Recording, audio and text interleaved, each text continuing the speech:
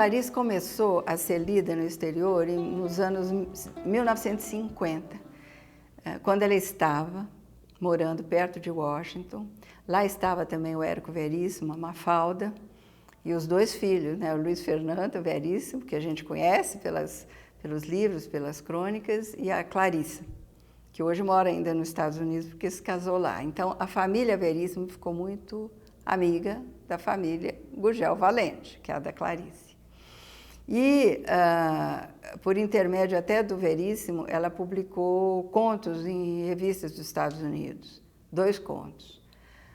Um deles era Tentação, o outro, Amor. Publicou esses contos. Mas a revista de literatura não tinha muita divulgação. No entanto, em 1954, Perto do Coração Selvagem já ganhou uma tradução para o francês.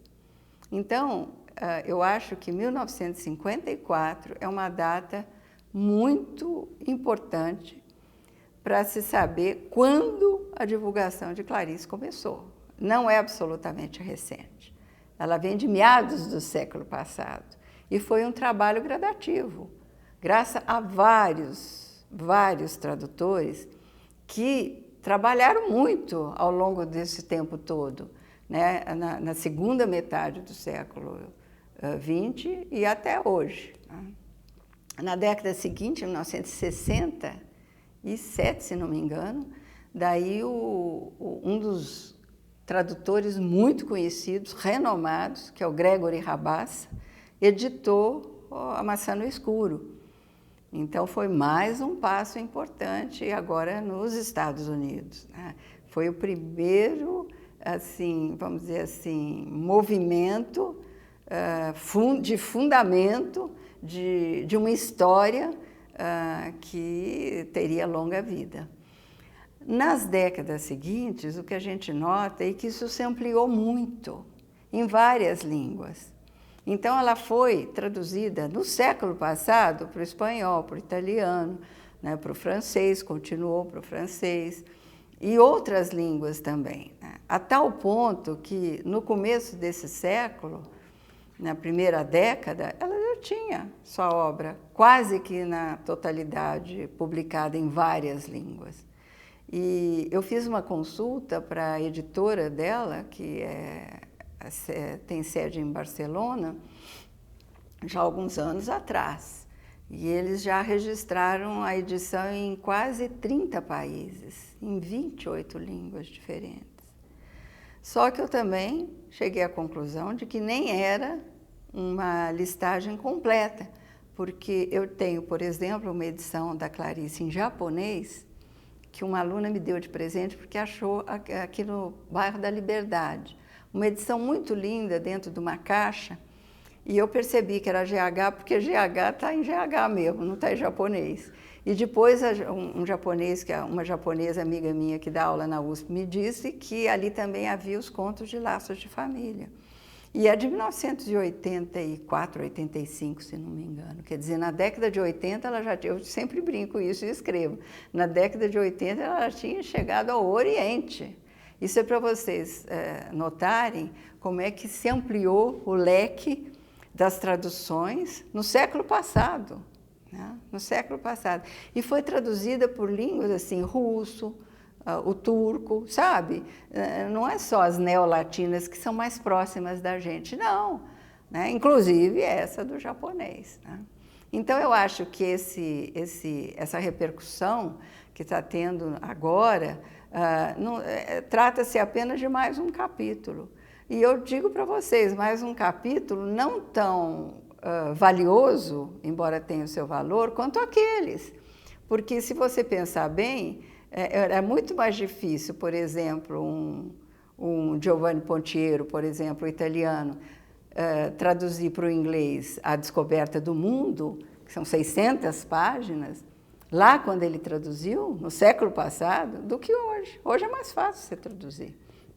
Então, eu acho que a história das traduções da Clarice tem que ser revista, né, para a gente saber dar valor àqueles que traduziram a partir de 1950, né? E saber também reavaliar a importância atual em função dessa história anterior. Só não foram publicadas nesse período as cartas, porque elas também não tinham sido publicadas no Brasil, né? E nem a gente tem ainda as cartas completas da Clarice, e nem as que constituem a correspondência passiva, ativa.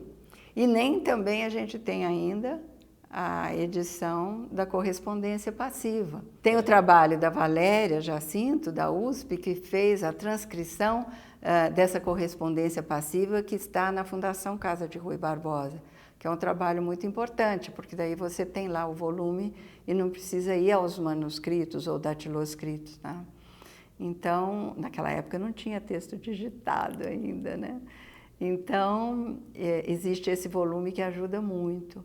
E agora está prevista a edição de todas as cartas, num título que eu acho que tende ao erro, né? Porque tem sempre uma carta que vai aparecer daqui a pouco.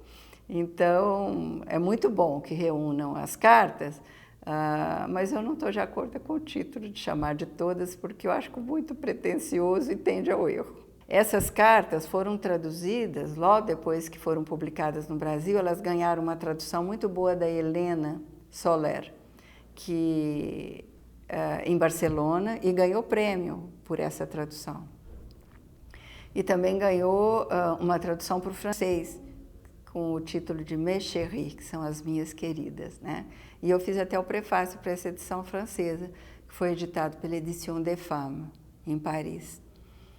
E justamente quando foi lançado esse livro em Paris, eu tive a oportunidade de ver como que Clarice tem boa repercussão na França, graças ao trabalho de Hélène Cixous, que foi um trabalho que começou no final dos anos 70, com um texto que ela escreveu na Poétique, e depois ela, durante vários anos, ela manteve o Séminaire du Samedi, né, em que ela lia textos de Clarice.